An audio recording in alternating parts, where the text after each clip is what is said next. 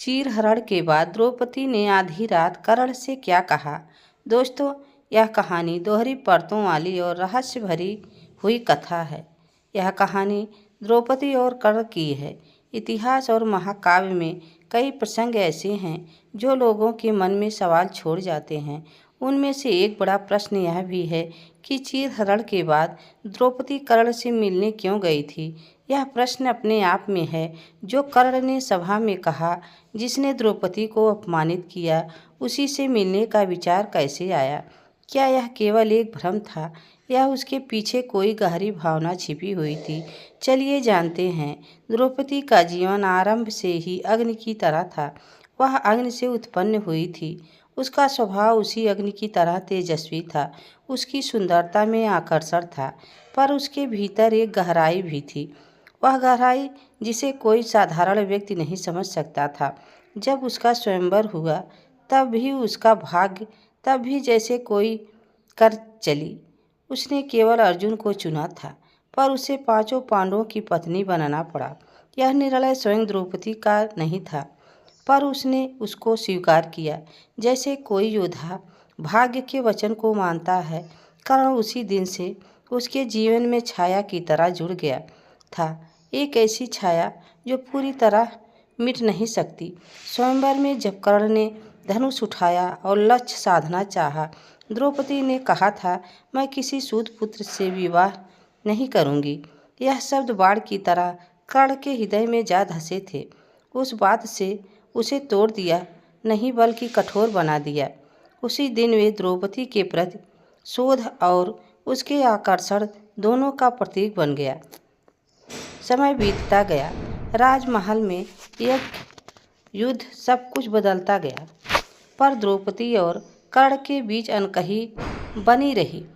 अब वह दिन आया, चीरहरण का दिन। सभा में खींचकर जब द्रौपदी को लाया गया, जब दुर्योधन, शकुनी और दुशासन और सभी हंस रहे थे, तब कर्ण भी वहाँ था। उसने कहा था, एक दासी का क्या मर्यादा है। ये शब्द जैसे उसके पुराने घाव के विष थे। उस क्षण केवल कर्ण प्रतिशोध से भरा था, पर भीतर से वह खुद भी जल रहा था। उसने जो कहा वह उसके गर्भ का परिणाम था। समय आगे बढ़ा। पांडव वनवास गए। द्रौपदी के भीतर उस दिन का अपमान धधकता रहा, पर साथ ही उसके मन के एक कोने में कर्ण के शब्दों की गूंज भी बनी रही। वह गूंज जिसे वह ना सुनना चाहती थी, पर अनसुना भी ना कर पाती थी। वर्षों बाद जब कुरुक्षेत्र का युद्ध समीप आया, चारों ओर अशुभ संकेत थे।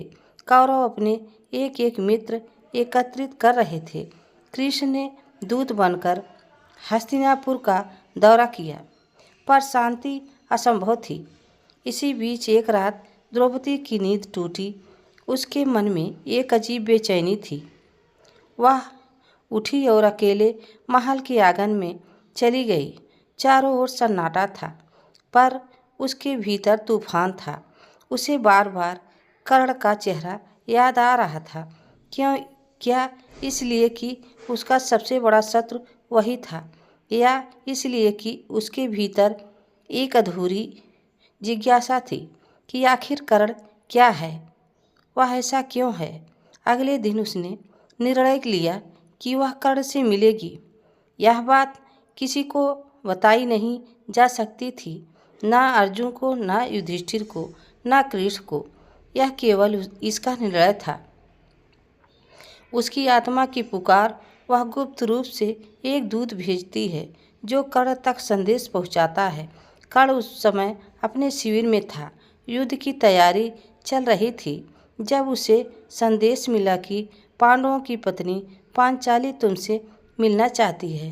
रात का समय चुना गया। चांदनी हल्की थी। हवा में युद्ध की गंध थी। द्रौपदी उस शिविर तक पहुंची। पहरेदारों को हटाया गया। कर्ण अकेला खड़ा था, जैसे किसी दूसरे पाप की प्रतीक्षा में।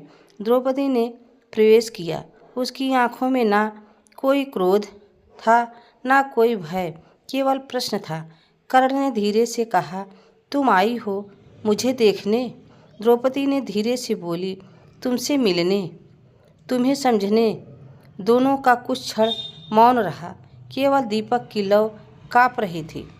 द्रौपदी ने कहा, जिस दिन तुमने मुझे दासी कहा उस दिन मैं मर गई थी। लेकिन मैं जानना चाहती हूँ, क्या तुम्हारे भीतर कभी पश्चाताप नहीं हुआ? कर्ण निश्चिंत झुका लिया और बोला, हुआ था, पर मेरे भीतर आप अपमान उस दिन मरने नहीं देता। तुमने मुझे सूत-पुत कहा था। मैंने उसी दिन अपने मन में प्रतिज्ञा ली थी कि मुझे जब कभी अवसर मिलेगा तो मैं तुम्हें उस अग्नि में झोंक दूंगा जो तुमने अपना बदला ले लिया। द्रौपदी ने कहा, आप क्या बचा? कर्ण ने उत्तर नहीं दिया। उसकी आंखें नम थीं। मैंने बदल लिया, पर शांति नहीं पाई। तुम्हारे शब्दों ने मुझे समाज से काट दिया और मेरे शब्दों ने तुझे अपमान में झोंक दिया। हम दोनों ही इस अग्नि के कैदी हैं। द्रौपदी कुछ पल चुप रही। उसने धीरे से कहा, कर्ण, मैंने तुम्हें उस दिन सूत-पुत ना कहती तो क्या तुम मेरे पति बनते? कर्ण ने उसकी ओर देखा। वह पल समय को रोक देने वाली। शायद तब इतिहास कुछ और होता। तब शायद युद्ध ना होता। तब शायद मैं वह बन पाता जो मुझे होना चाहिए था। द्रौपदी के ओठ कांपे और उसने कुछ नहीं कहा। उनके बीच वर्षों का दर्द था जो शब्दों में नहीं, नज़रों में बह गया। कर्ण ने कहा, द्रौपदी, तुमने मेरी भीतर के मनुष्य को देखा नहीं, केवल मेरे जन्म को देखा। और मैं तुम्हारे भीतर की पीड़ा को नहीं समझा, केवल तुम्हारे शब्दों को सुना। हम दोनों ही एक दूसरे के अधूरे अध्याय हैं। द्रौपदी की आंखों से आंसू बह निकले। आज मैं आई हूँ यह कहने की मैं तुमसे क्षमा करती हूँ, कर्ण ने धीरे से कहा, और मैं भी। अगर अगले जन्म में हम मिलें तो मैं चाहूँगा कि मुझे फिर सूत-पुत्र ना कहो। द्रौपदी ने कहा, और मैं चाहूँगी कि तुम मुझे फिर दासी ना कहो। दोनों मौन रहे। बाहर हवा में युद्ध के नगाड़ों की आवाज़ आने लगी थी। यह संकेत था कि भोर होने को है और साथ में युद्ध का समय भी। द्रौपदी उठी। जाने से पहले उसने मुड़कर कहा, कर्ण, इतिहास हमें शत्रु कहेगा, पर शायद आत्माएं जानेगी कि एक ही पीड़ा के दो छोर हैं। शायद वही हमारा सच्चा मिलन था। उस रात के बाद दोनों कभी नहीं मिले। अगले दिन युद्ध का आरंभ हुआ। कर्ण अर्जुन के सामने आया और दोनों ने युद्ध लड़ा जो युगों तक याद किया गया। जब कर्ण गिरा, मृत्यु के द्वार पर था, कृष्ण ने कहा, कर्ण, अब तुम्हारे पाप धुल गए। शायद कृष्ण को भी पता था कि पिछली रात को जो हुआ केवल वह मुलाकात नहीं थी, वह जो दो आत्माओं की मुक्ति थी। द्रौपदी को यह बात किसी ने नहीं बताई, पर युद्ध जब समाप्त हुआ, वह कुरुक्षेत्र से गुजरी तो उसे एक अजीब सी शांति महसूस हुई। उसे लगा कि उसके भीतर का कोई बंधन टूट गया हो। वह रुकी और मिट्टी उठाई और कहा, अब शायद सब समाप्त हुआ। कहते हैं, इतिहास केवल युद्ध की कहानी नहीं होती, वह अधूरी भावनाओं का भी युद्ध होता है। द्रौपदी और कर्ण का संबंध एक अधूरी भावना का प्रतीक था। वहाँ मुलाकात किसी प्रेम की नहीं थी, किसी समझौते की नहीं थी, दो आत्माओं की संजोग की थी कि कोई भी इंसान केवल अब शत्रु मित्र नहीं होता, बल्कि वह अपने अनुभवों का प्रमाण होता है।